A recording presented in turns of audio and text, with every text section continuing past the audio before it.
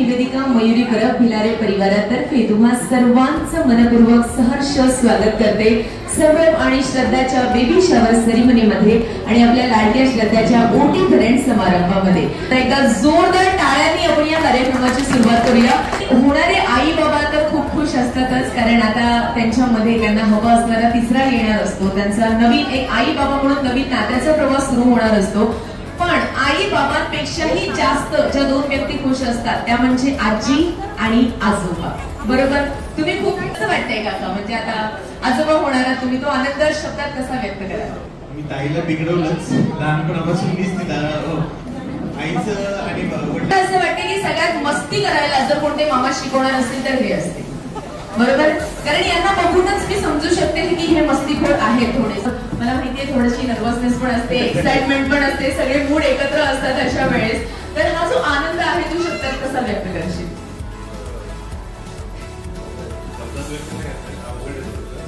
भीती वाटते.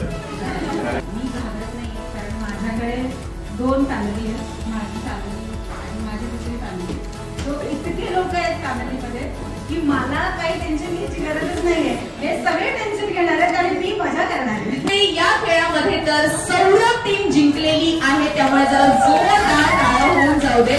आणि काही लोक आता श्रद्धा व्यतिरिक्त हे सगळे तुम्ही जी शिक्षा द्याल ती शिक्षा भोगायला तयार आहे. आता काय करेल?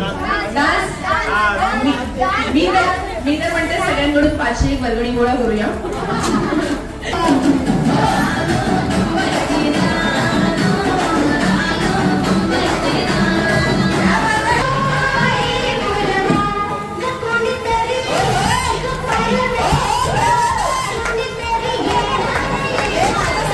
माझा नेक्स्ट प्रश्न आहे, डायपर कोण चेंज करणार? या उत्तरासाठी एकदा सौरभसाठी जोरदार टाळ्या होऊन जाऊ. ज्यांना ज्यांना असं वाटतंय की मुलगी होणार आहे त्यांनी जरा जोरदार टाळ्या वाजवायच्या ऑडियन्स मध्ये. आणि ज्यांना ज्यांना असं वाटतंय की मुलगा होणार आहे त्यांनी जोरदार. दादा तुम्ही दोन्ही टीम मध्ये आहात. आणि या खेळाचा हा सर्वात शेवटचा प्रश्न मंडळी, नेक्स्ट बेबी साठी जास्त एक्साइटेड कोण आहे?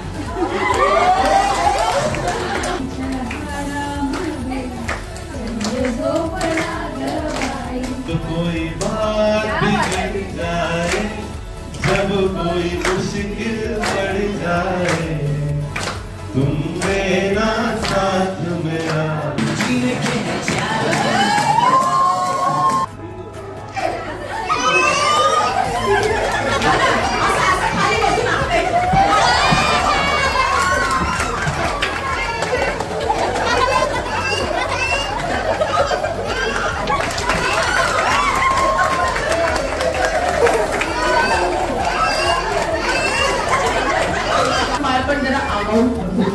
ते चिडवते आईला.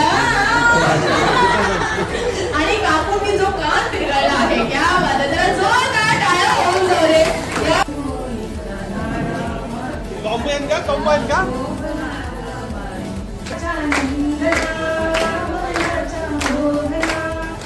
Music please.